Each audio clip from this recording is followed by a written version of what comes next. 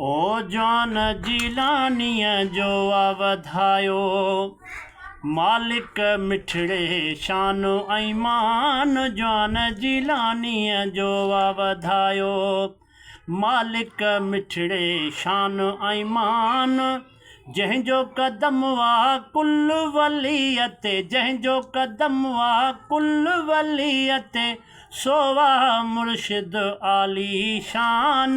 जवान जिलानीअ जो वधायो साईं हसनी हुसैनी सैयद आहे, शेर ख़ुदा जो दिलबंद आहे। हसनी हुसैनी सैयद आहे, शेर ख़ुदा जो दिलबंद आहे।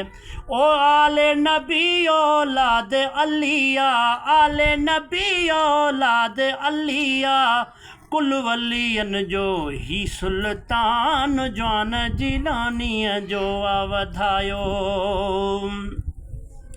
दीन जो आलिम आलिम आहे, तक़वा जो ही कामिल आहे। दीन जो आलिम आमिल आहे, तक़वा में ही कामिल आहे। ओ फतवा गौस जी सालिम आहे, फतवा गौस जी सालिम आहे, विलायत जो ही आहे बुरहान। जवान जिलानीअ जो वधायो मालिक मिठड़े शान ऐं मान। जंहिंजो कदम वा कुल वलीअ ते, सो वाह दिलबर सुहिणो जवान। जवान जिलानीअ जो वधायो गौसे आज़म जिलानीअ जी यारी ॿारी दिलि सां कंदो कर। गौसे आज़म जिलानीअ जी यारी ॿारी दिलि सां कंदो कर। ओ रहमत थींदई बरकत थींदई, रहमत थींदई बरकत थींदई, दूर थी वेंदई सभु दरमान। जवान जिलानीअ जो वधायो मालिक मिठड़े शान ऐं मान। जवान जिलानीअ जो वधायो मुर्शिद खे जो सिक मां सॾे थो, पल हिक में साईं पुॼे थो। मुर्शिद खे जो सिक में सॾे थो, पल हिक में साईं पुॼे थो। ओ लोक मुरीद वारो आहे, लोक मुरीद वारो आहे, शाहिद मथस आफ़रहान।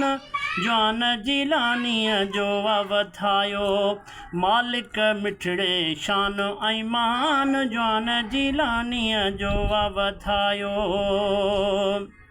जीअं तूं हिन दर जो सदाईं, ख़ादिम थी रहो क़यामत ताईं। जीअं तूं रह दर जो सदाईं, ख़ादिम रह तूं क़यामत ताईं। ओ साईं थींदो क़बर हशर में, साईं थींदो क़बर हशर में, रख तूं पंहिंजो पको ईमान। जवान जिलानीअ जो वधायो मालिक मिठड़े शान ऐं मान। जंहिंजो कदम वा कुल वलीअ ते, जंहिंजो कदम वा कुल वलीअ ते, सो वाह मुर्शिद आली शान। जवान जिलानीअ जो वधायो।